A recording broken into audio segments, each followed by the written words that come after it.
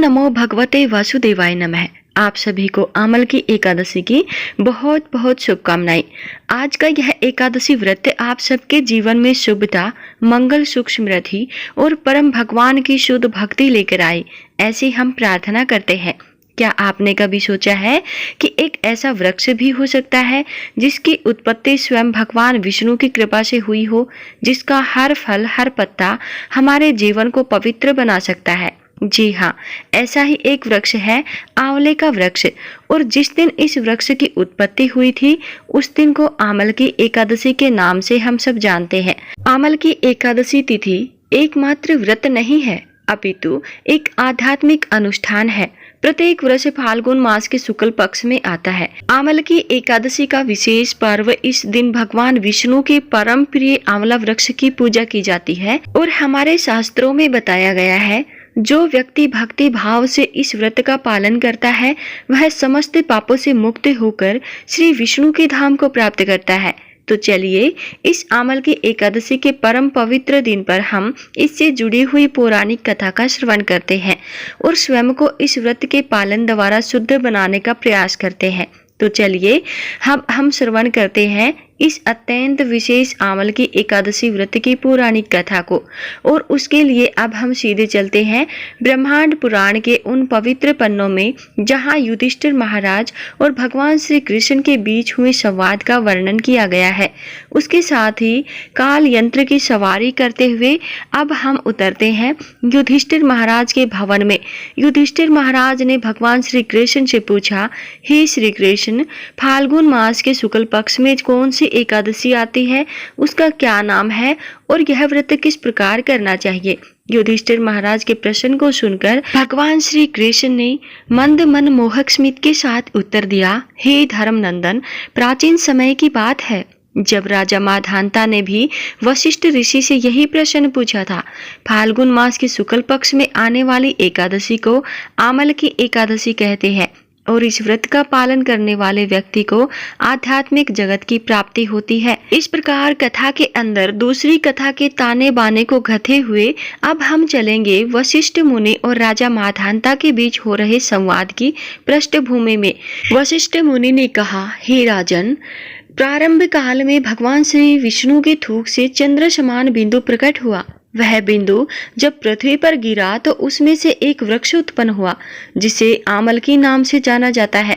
इस वृक्ष को देखकर देवी देवता, गंधर्व, यक्ष इत्यादि आश्चर्यचकित हो गए।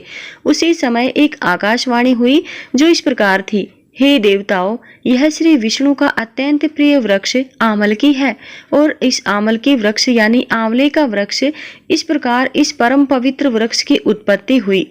कथा का आगे वर्णन करते हुए वशिष्ठ मुनि ने कहा, एक समय की बात है जब वैदस नामक राज्य में चंद्रवंशी राजा पाश बिंदु राज्य करते थे। उनका दूसरा नाम चित्रथ भी था। राजा चित्रथ धार्मिक और सत्यप्रिय राजा थे। उनके अंदर 10,000 हाथियों का बल था। व्यापार, धन संपदा से युक्त थे और वैदिक ज्ञान की भी सभी शाखाओं में निपुण थे। इन सभी ऐश्वर्य से युक्त होने पर भी राजा चित्रथ अत्यंत विनम्र और धर्मपरायण थे। उनके राज्य में किसी भी प्रकार की व्याधि या असंतुष्टि नहीं थी। राजा और प्रजा दोनों ही वैदिक जीवन का पालन करने वाले और हर प्रकार से सुखी थे। राजा स्वयं भगवान विष्णु की विशेष सेवा पूजा करते थे और मास की दोनों एकादशी का निष्ठा पूर्वक पालन करते थे। एक दिन फाल्गुन मास के शुक्ल पक्ष में आमल की एकादशी का परम पवित्र दिन आया। एकादशी के एक दिन पूर्व राजा ने समग्र राज्य में आमल की एकादशी व्रत के महत्व को बताते हुए घोषणा की कि सभी नागरिक निष्ठा पूर्वक नियम अनुसार इस पवित्र एकादशी का पालन करेंगे। अब दूसरे दिन प्रातः स्नान करके राजा अपनी प्रजा के साथ भगवान श्री विष्णु के मंदिर में गए। वहां उन्होंने आमल की या आंवले के वृक्ष का पूजन किया। राजा द्वारा इस वृक्ष को जल, उत्तम छत्र, स्वर्ण, हीरे, मोती, सुगंधित धूप, अगरबत्ती अर्पित किए गए और प्रार्थना की गई। उस दिन संपूर्ण रात्रि के दौरान राजा ने अपनी प्रजा के साथ उसी स्थान पर रहकर आमल की वृक्ष की पूजा आराधना की और भगवान श्री हरि की लीलाओं का श्रवण तथा कीर्तन किया। उस समय पशुओं की हत्या करके अपने परिवार का पालन करने वाला एक अत्यंत क्रूर और पापी शिकारी उस स्थान पर आ पहुंचा। पशुओं का पीछा करते हुए थकान से ग्रस्त उस शिकारी ने उस स्थान पर थोड़ा विश्राम करने का निर्णय किया। जैसे ही वह उस पेड़ के नीचे गया तो उसने देखा कि राजा अपनी प्रजा के साथ आमल की वृक्ष की पूजा कर रहे हैं। यह देखकर उसे बड़ा आश्चर्य हुआ। इस अचरज को देखते हुए वह शिकारी उसी पेड़ के पीछे छिपकर पूरी रात्रि वहीं पर बैठा रहा और राजा द्वारा की जाने वाली पूजा को देखता रहा और भगवान श्री कृष्ण की कथा का श्रवण करता रहा। दूसरे दिन प्रातः राजा ने एकादशी व्रत का पारण किया और अपनी प्रजा के साथ वापस अपने नगर में चले गए। अब इस ओर यह शिकारी भी अपने घर वापस चला गया। कुछ समय बाद शिकारी की मृत्यु हो गई, लेकिन यहाँ आश्चर्य की यह बात है कि इतने पशुओं की हत्या करने के बाद भी शिकारी को नरक में ले जाने के बजाय उसे एक उच्च कोटि प्राप्त हुई। अपने दूसरे जन्म में यह शिकारी जयंती नामक नगरी के राजा विदुर के यहाँ पुत्र के रूप में जन्मा। यह सब इसलिए हुआ क्योंकि उसने अनजाने में ही अमल की एकादशी के दिन रात्रि को जागरण किया था और हर कथा का श्रवण किया था। अब इस जन्म में राजा वसुतम तेजस्वी चंद्र की भांति सौम्य और भगवान श्री विष्णु के परम भक्त बने। वे अपने राज्यों के मामलों में अत्यंत निपुण थे और अपनी प्रजा को भी अपनी संतान की तरह प्रेम करते थे। अब एक बार क्या हुआ कि किसी दिन राजा का रथ वन में भटक गया। आसपास पूरा जंगल था, बाहर निकलने का रास्ता भी नहीं मिल रहा था और इसीलिए थक हार के राजा एक वृक्ष के नीचे विश्राम करने के लिए आ गए। वहां अपने हाथों को तकिया बनाकर वे सो गए। अब जैसे ही उनको नींद आ गई, उसी क्षण वहां कुछ आदिवासी आए और वे आपस में चर्चा करने लगे कि यह राजा तो हमारा शत्रु है और अभी हमारे ही विस्तार में आया हुआ है, चलो इसे मार डालते हैं। यह निश्चय करके सभी आदिवासी अपने अस्त्र शस्त्र लेकर राजा पर प्रहार करने लगे, लेकिन सभी के आश्चर्य के बीच एक ही शस्त्र राजा को स्पर्श नहीं कर पाया और यह देखकर सभी लोग अत्यंत आश्चर्यचकित हो गए। अब वे दूसरी योजना सोचने लगे और उसी क्षण उस राजा के शरीर से एक दिव्यमान स्त्री प्रकट हुई। वह स्त्री अत्यंत सुंदर थी, लेकिन क्रोधित होने के कारण उसके नेत्र लाल हो गए थे और वह साक्षात मृत्यु के समान दिखाई दे रही थी। उसने अपने कांतिमान चक्र से सभी आदिवासियों का नाश कर दिया।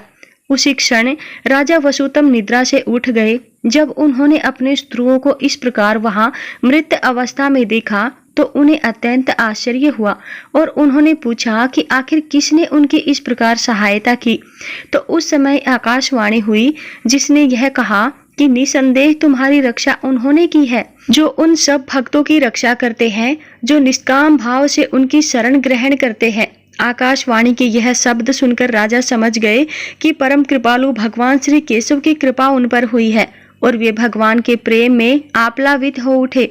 वे वापस अपने नगर में गए और अनेक वर्षों तक सुखपूर्वक राज्य किया और भगवान श्री हरि की भक्ति की और अंत में वैकुंठ धाम को प्राप्त हुए।